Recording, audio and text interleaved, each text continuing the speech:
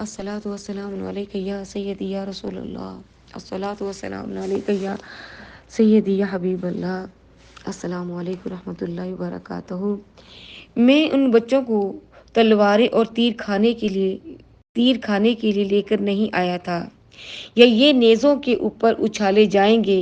میری بہن، یہ بچے ہیں، یہ نوجوان میرے بھانجے، میں کن آنکھوں سے ان کے جسموں پر تیر کمی برستے دیکھوں گا۔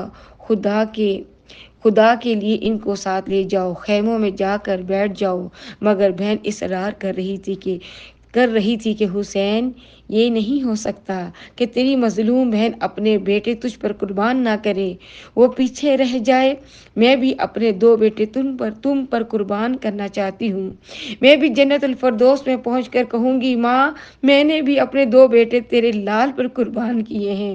میرے بیٹے کسی سے پیچھے نہیں ہٹیں گے، یہ بھی جنت الفردوس میں پہنچ کر اپنی پیاس بجھائیں گے۔ ان کو بھی سینے سے لگاؤ، ان کو رخصت کرو۔ یہ بہن کا اصرار تھا۔ امام علی مقام اللہ کی راہ میں قربان کرنے کا عزم کر لیا تھا، اور اپنے ان 2 بھانجوں کو بھی سینے لگا کر ان کو بھی رخصت کیا۔ حضرت زینب کے مہر ماں، زینب کی آنکھوں کے تارے، زینب کے دل کے سہارے حضرت محمد اور اون میدان کی طرف بڑھ رہے تھے۔ ماں نے دیکھا باوجود صبر و ضبط کے آنکھوں سے آنسو نکلے۔ ماں نے اپنا منہ چادر میں چھپاتے ہوئے کہا، میں تم خدا کے سپرد کرتی ہوں، جاؤ، تمہیں خدا کے حوالے کیا۔ یہ نوجوان یوں ہی آگے بڑھے۔ یزیدی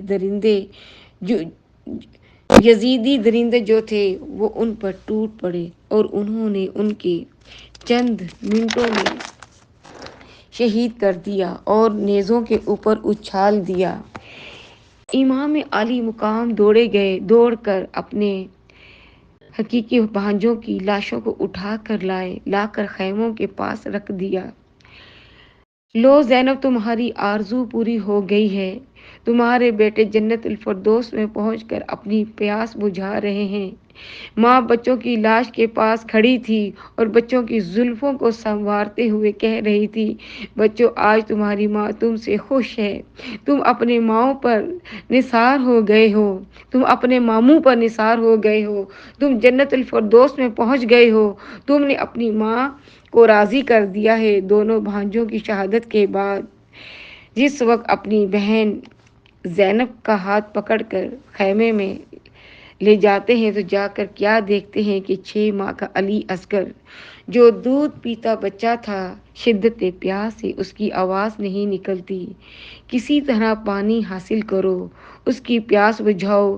حضرت عباس علمبردار نے یہ بات سنی تو کہا، حسین، مجھ کو اجازت دو، میں اس کے لیے نہر فراق سے پانی لے کر آؤں اور اس معصوم کی پیاس کو بجھاؤں گا۔ حضرت امام علی مقام نے کہا کہ ہمت سے کام لو، اس کی پیاس تو اب جنت الفردوس میں ہی جا کر بجھے گی۔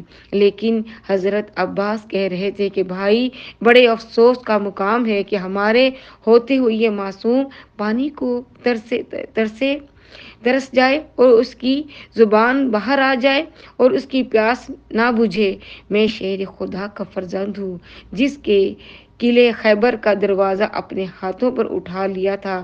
ابھی نہر فراق سے پانی لاؤں گا، اس کی پیاس بجھاؤں گا۔ حضرت عباس علمبردار نے مشکیزہ کندھے پر چڑھایا اور تلوار ہاتھ میں لے کر گھوڑے پر سوار ہوئے، گھوڑے کے سر پر چھوڑ دیا۔ نہر فراق پر پہنچے، گھوڑے کو نہر میں ڈال دیا، بڑی تیزی کے ساتھ مشکیزہ بھرا، اس کا منہ بند کر دیا، اس کے بائیں کندھے پر چڑھا دیا۔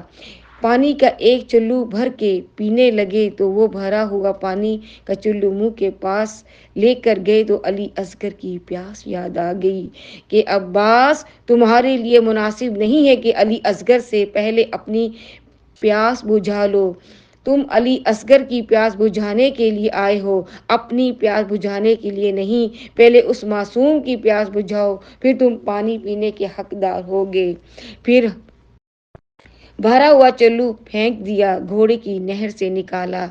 जब आपने घोड़े की नहर से निकाला, वो जालिम मुहासरा करके खड़े हुए थे।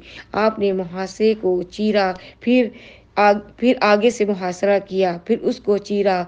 मुहासरों को चीरते हुए, लाशों के अंबार लगाते हुए शेर खुदा के फर्जंद आ रहे थे।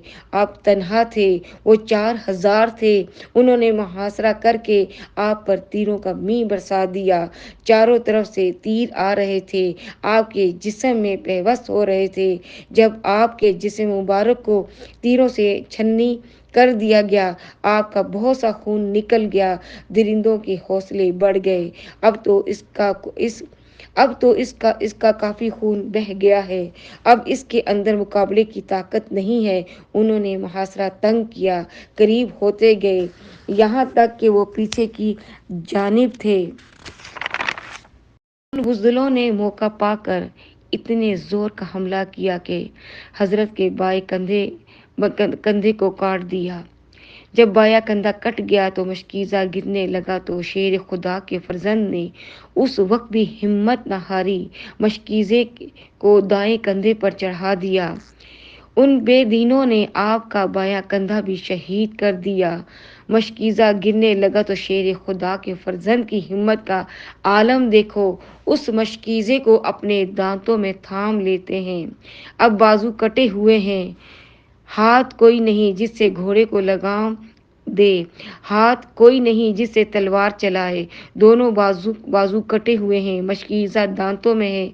बेदीनों ने आगे बढ़कर जो तीर मारे, चंद मशकीज़े पर गए, जिससे मशकीज़ा फट गया, जिनसे पानी जमीन पर बिखर गया। आपने मशकीज़े की गिरफ्त ढीली कर दी, दांत खोल दिए, मशकीज़े नीचे गिर गया। आप कह रहे थे, ए अली असगर, ए काश मैं तेरी प्यास बुझा सकता। बेटा, मैं तेरी प्यास बुझाने में कामयाब नहीं हो सका। ए अली असगर, तुम आकर देखो तो तुम्हारे चचा का क्या हाल है। आप खड़े थे, उन बेदीनों ने आपको नेज़ों के साथ उछाल कर आपको घोड़े से जो फेंका। जो ही घोड़े से नीचे गिरे, यजीदियों ने चारों तरफ से आपको घेर कर आप पर तलवारें मारनी शुरू कर दी। इमाम आली मुकाम ने देखा कि मेरा भाई घोड़े से गिर गया और रो पड़े, और रो कर कहा, अब मेरी कमर टूट गई। मेरे सारे साथी भी जवाब दे गए, अब ये मेरा बाजू हजरत अब्बास भी अब कट गया। अब हुसैन परदेश में गरीबुल वतन के आलम में बेसहारा हो गया। हजरत इमाम आली मुकाम दौड़कर अपने भाई की लाश तक पहुंचे। हजरत दोनों बाजू कटे हुए थे और जिस्म तीरों से छलनी हो चुका था। वो बेदीन आपका सर काट कर ले जा चुके थे। उस लाश के पास पहुंचे जो खून में नहाई हुई थी। बेसर लाश को देखकर हिचकियां भर भर कर रोए। ए मेरे भाई, तुम भी मेरा साथ छोड़ गए हो। कोई बात भी ना की। अभी तो मैंने तुमसे बड़ी बातें करनी थी। भाई की लाश को वहीं छोड़कर रोते हुए वापस खेमे की तरफ आए। वापस आकर ये मंजर देखे, 18 साल का अली अकबर, जो सर से लेकर पांव तक तस्वीर मुस्तफ़ा थे, वो खड़े कह रहे थे, अब्बा जान, मुझे भी रुखसत करो, आपके बाद मैं जिंदा नहीं रहना चाहता। इमाम आली मुकाम फरमा रहे थे कि बेटा सुनो, तुम तो तस्वीर मुस्तफ़ा हो। तुम्हें जब देखते हैं तो प्यास बुझ जाती है। तुम तो नाना की तस्वीर हो, नाने का नक्शा सामने नजर आ जाता है। तुम्हें अगर रुखसत कर दूंगा, घर से तस्वीर मुस्तफ़ा जाती रहेगी। तुम ना जाओ, वो मेरे खून के प्यासे हैं, वो मेरे खून से अपनी प्यास बुझाएंगे। लेकिन हजरत अली अकबर कह रहे थे कि अब्बा जान, मैं भी वहीं जाऊंगा जहां मेरे भाई कासिम चले गए हैं। मैं भी वहीं जाऊंगा जहां चचा जान चले गए हैं। मैं पीछे नहीं रहूंगा। मैं भी जन्नतुल फरदौस में पहुंचकर अपनी प्यास बुझाने के लिए बेकरार हूँ। मुझे भी अपने हाथों से रुखसत कीजिए। मुझे रुखसत करके जन्नतुल फरदौस में पहुंचा दीजिए। अब उन जालिमों के हवाले करके ना जाइए। अब्बा जान, मैं भी جاؤں گا، میں بھی اللہ کی راہ میں جام شہادت نوش کروں گا۔ امام علی مقام نے اپنے جوان بیٹے کو سینے سے لگایا اور اس کو رخصت کر دیا۔ حضرت امام علی اکبر جا رہے تھے۔ یہ کون جا رہا تھا؟ یہ تصویر مصطفیٰ جا رہا تھا۔ اس نوجوان پر تیر برسائے، تلواریں چلائی۔ عمر بن سعد بولا، یہ بزدلو خبیثو، تمہیں کیا ہو گیا ہے؟ جلدی کرو، اس کو بھی نیزے پر اچھالو۔ جو اس شخص کو قتل کرے گا، میں وعدہ کرتا ہوں کہ اس کو مرسل کی حکومت دوں گا۔ ہر کوئی مرسل کا گورنر بننے کے لیے اور مرسل پر حکومت کرنے والا جو اس نوجوان کو قتل کرے۔ طارق بن شیس ایک بڑا بہادر اور پہلوان آدمی تھا۔ اس کے دل میں ہوس نے چٹکیاں لی۔